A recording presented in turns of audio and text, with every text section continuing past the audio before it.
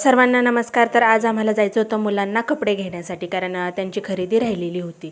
तर गावात आल्यानंतर बघितलं तर इतकी गर्दी तर काही विचारायचंच नाही। आणि मग दुकानामध्ये पण 100% नंबर लागलेले असणार।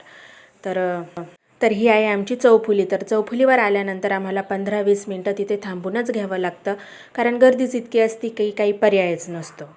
असाही रविवारच्या बाजारामध्ये पण अशीच गर्दी असते, कारण दिंडोरीचा बाजार असतो रविवारचा आणि सोमवारी मग निवांत असतं। पण सणासुदीचे दिवस आहेत ना, तर त्यामुळे ही एवढी गर्दी आहे। तर बघू शकता तुम्ही, साईडने दुकानं पण खूप लागलेले आहेत, फटाक्यांचे, पणत्यांचे, भरपूर वेगवेगळे दुकानं लागलेले आहेत बघा। त्यातल्या त्यात शुभ्राला ड्रेस घ्यायचा म्हणजे विचारायचंच नाही मग त्याच्यामध्ये।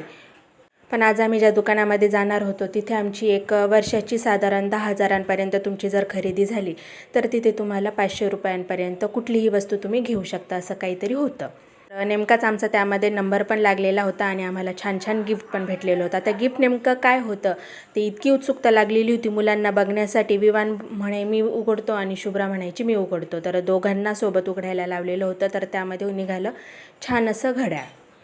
तसंही मला किचनमध्ये घड्याळ लागतच होतं आणि मग काय एकदम छान घड्याळ पण आलेलं होतं नवीन। त्यानंतर शुभ्राचा ड्रेस शुभ्रा दाखवत होती, तर हा असा तिच्यासाठी ड्रेस घेतलेला आहे। तर आमच्या सर्वांच्या चॉईसचा ड्रेस आहे आणि तिला पण खूप आवडलेला होता। आणि विवानचं तर काही नाही, विवानला आमच्या पसंतीने जो घेतला तो विवानला आवडतो। फक्त त्याच्या मनासारखं म्हटलं की अरे वा खूप छान दिसतोय विवानला, की मग विवानचं काही विचारायचंच नाही। तर अशी दोघांचीच शॉपिंग आम्ही केलेली आहे। माझी साडी तर राहूनच गेली, कारण यांचे कपडे घेण्यासाठीच इतका वेळ लागून गेला। मग काय, शुभ्राने ड्रेस छान ट्राय पण करून बघितला आणि विवानने पण ट्राय करून बघितला। बाय।